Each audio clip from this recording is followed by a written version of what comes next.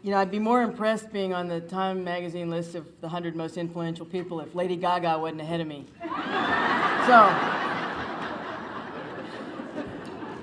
But it's okay. I didn't have to sing to get there, so.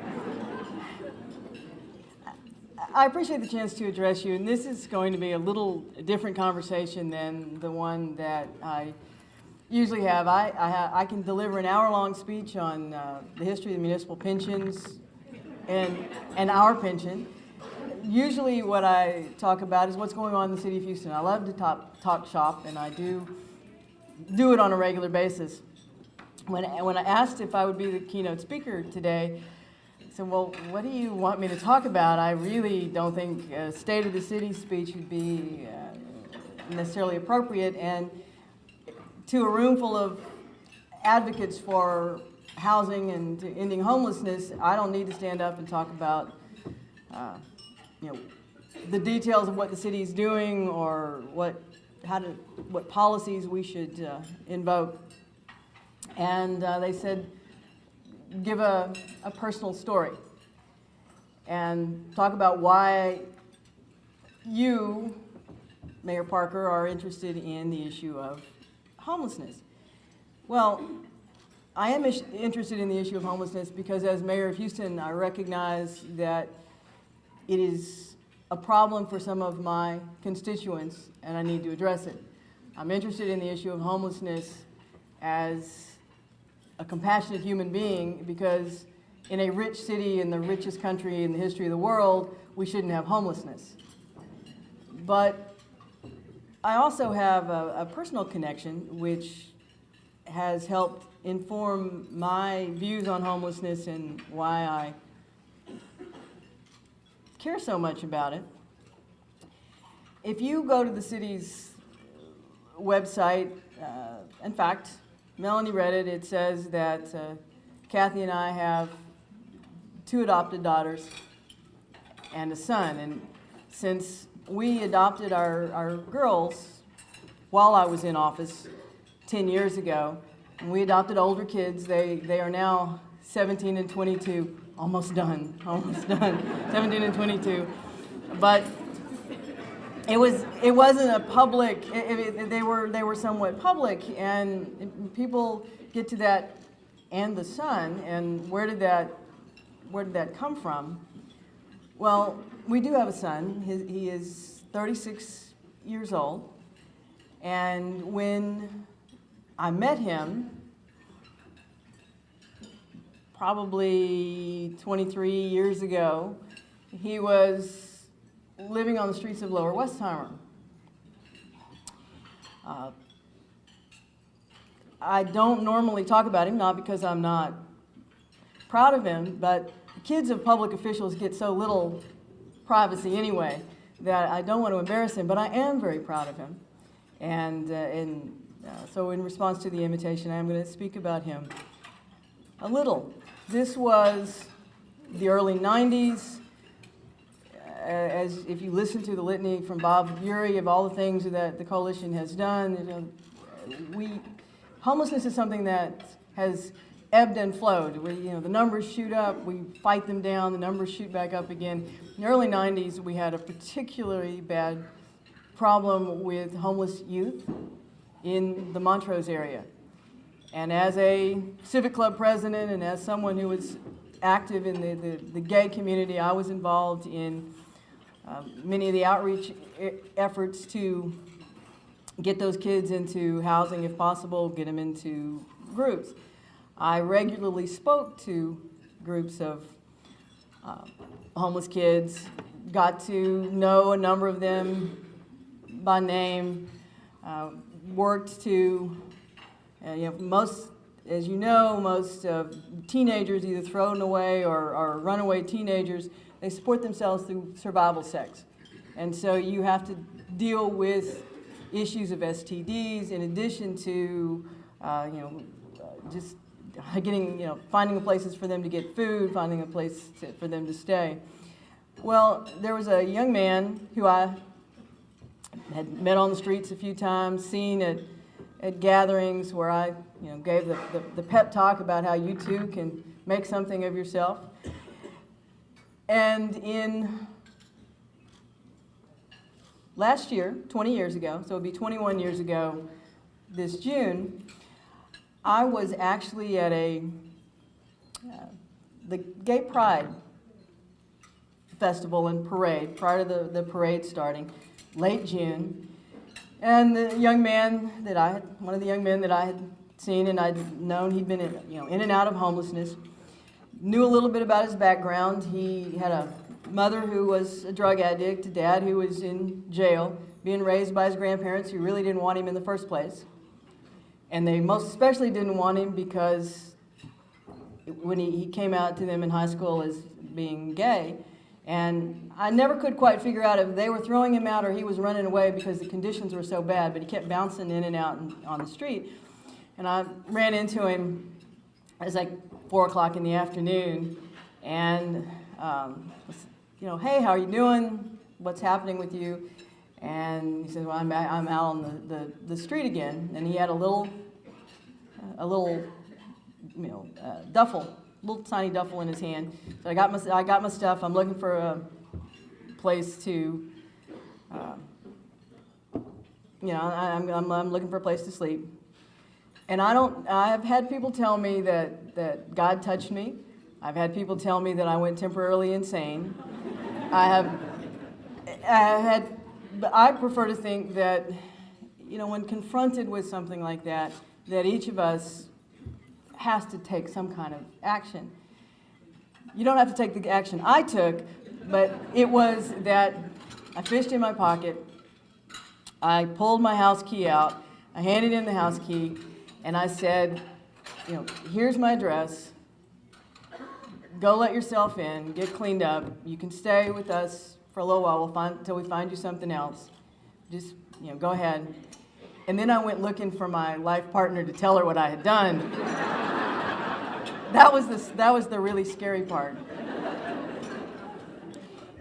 And that night we sat with him and we talked about what his options were, and that he could stay with us for 2 weeks because we were having house guests coming, and he could stay with us for 2 weeks, and we had to get in our guest room. But the goal was to get him into supportive housing. There was nothing there. And after 2 weeks, he was still there. And our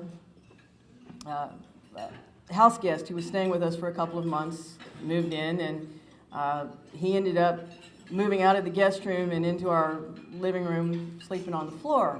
But we were determined that he was not going to stay with us. This was a temporary situation. A year later,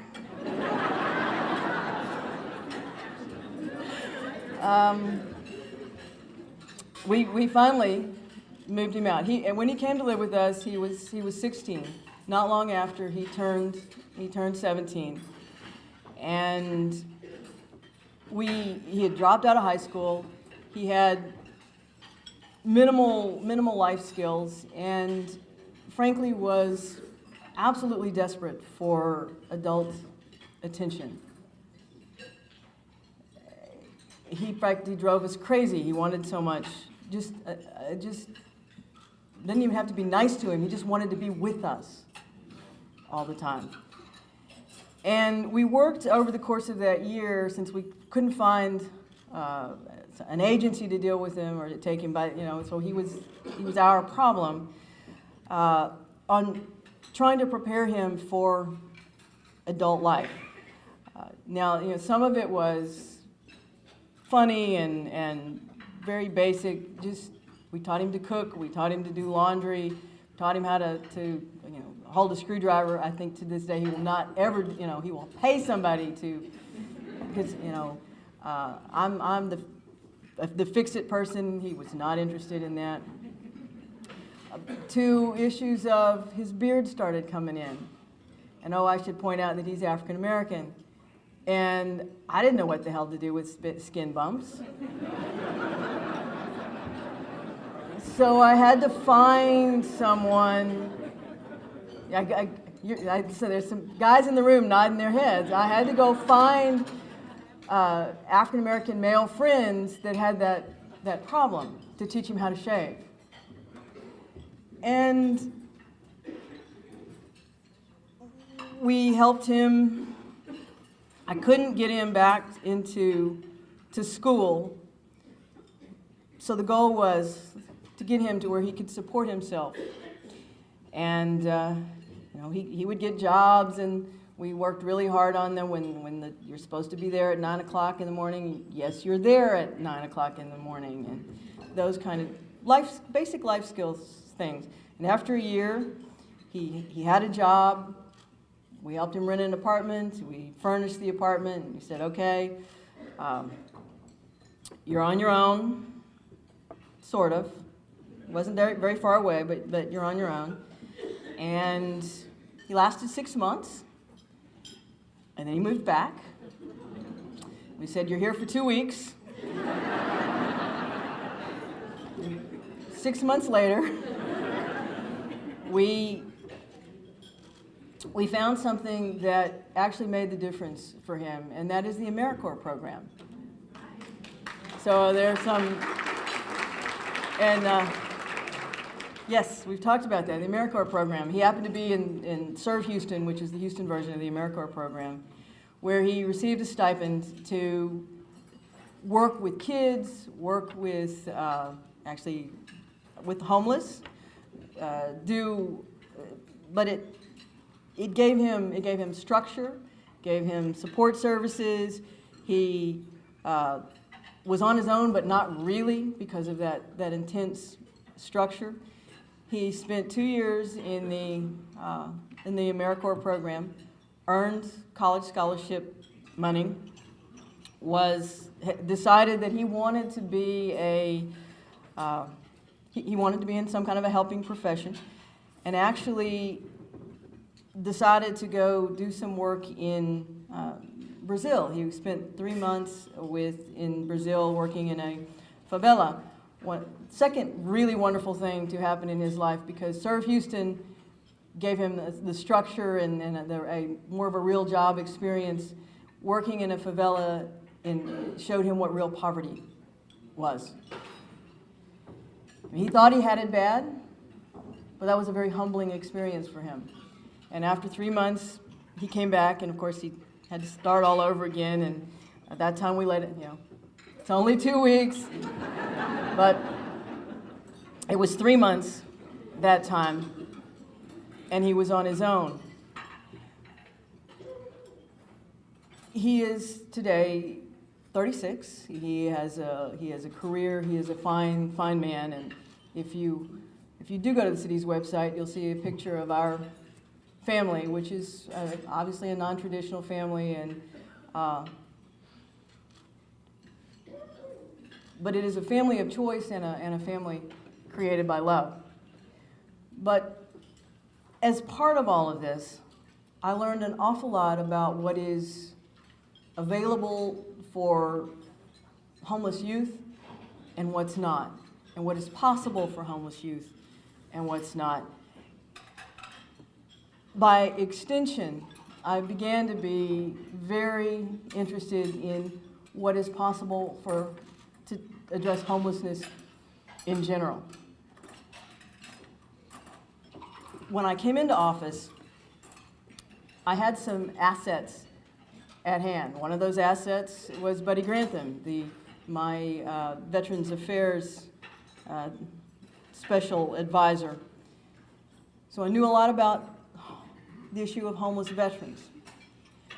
But I really wanted to do something beyond what we do through the police department, beyond what we've done in the sobering center, beyond what we do with our homeless courts, and beyond what we do through the housing department and the housing authority. And I'm glad to see so many from the housing authority here. I wanted to do something that wasn't what everybody else was doing, but could really make a difference. And so, my first term in office, we were in the midst of the recession and slogging through, hard to make new initiatives. But in January of 2012, when I took office for the second time, I put out into the universe that we were going to make a difference on homelessness in Houston, that that was my biggest priority in 2012 and 2013, and that I was going to be willing to ask for help anywhere and everywhere, and that I was going to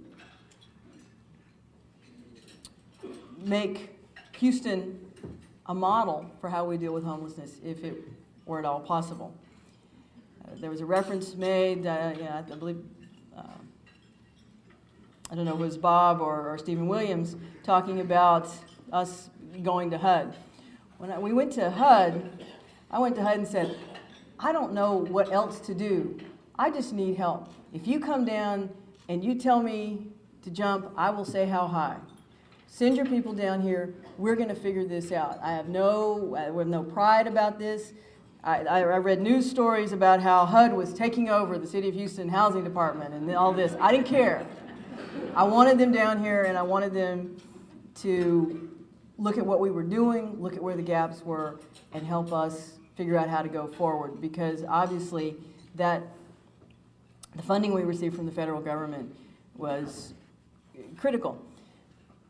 Now, some of the things that we did, I think they were necessary and important. They weren't particularly, they weren't a whole lot of fun, and they weren't particularly politically wise, but the charitable food service ordinance was the right thing to do, and I'm glad that we did that. And I believe today that we have a better coordinated program for feeding the homeless across the City of Houston. And I appreciate all of those of you in this room who helped craft what our program was and help us move it forward. But other things that we have done haven't gotten the attention and are truly transformative. The fact that the City of Houston and the Housing Authority, Harris County Housing Authority, for the first time are working in concert with each other to provide the best housing and rapid rehousing, using every tool to put housing into the community, is a sea change. The fact that the City of Houston has worked with agencies across this city dealing with veterans, recognizing that we have not any greater role than anybody else, but we have a role, and what the City of Houston can do is be the linchpin that brings all of these other entities together, has made us, Stephen, I think, the best place in America to deal with housing veterans. You said one of the best, but Buddy and I are there on we're the best. And we've also, the selection of Mandy Chapman Simple as a special advisor to the mayor on homelessness. Yes, she's a special advisor to me, but her role is to make sure that wherever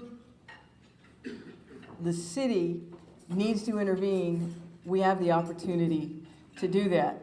Whether that intervention is funding in a difficult funding environment, whether that intervention is mediating among agencies all doing good work but working in parallel with each other, or whether that intervention is what I talk about a lot to my internal staff, which is we have a lot of great organizations and we're all going in the same direction, but we're all operating in parallel. We never converge. We never add our strengths together. And so what we can do to help us converge on these problems, we're going to try to do that. Now, why is it so imperative that this happens now? Well, first, I have this limited window as mayor, and I'm going to move this issue forward. But if you go look at a picture of my family today, and you see my daughters who are now 12 and, or excuse me, now 17 and 22, they were 7 and 12, you might find out that our daughters, all formally and legally adopted, were part of a sibling group of 6. And their 4 brothers, the youngest was adopted, 3 of them now aged out of foster care. Not any of them can support themselves. Not any of them, those 3 boys, and they're beautiful boys, they cannot cope in the real world. My 22-year-old daughter and her boyfriend took in her younger brother, who has perhaps an 80 IQ. He aged out of the foster care system. Kid, you're on your own. And he comes in the evening and he works. He's a hard worker. He can do the same thing all day long in the same spot, but that's another story. But he comes in and he hands her his paycheck, and she makes sure that he has food and a place to stay. Without her, he would be under a bridge somewhere. And I know that every day there are more and more and more of those kids coming out of a system that we fund, completely unprepared for life. And we have a moral obligation to do something to make the prospects better for those kids. And this city will do everything possible to make their lives better and to make sure that no child coming out of a system that we fund ends up under a bridge someplace. So thank you.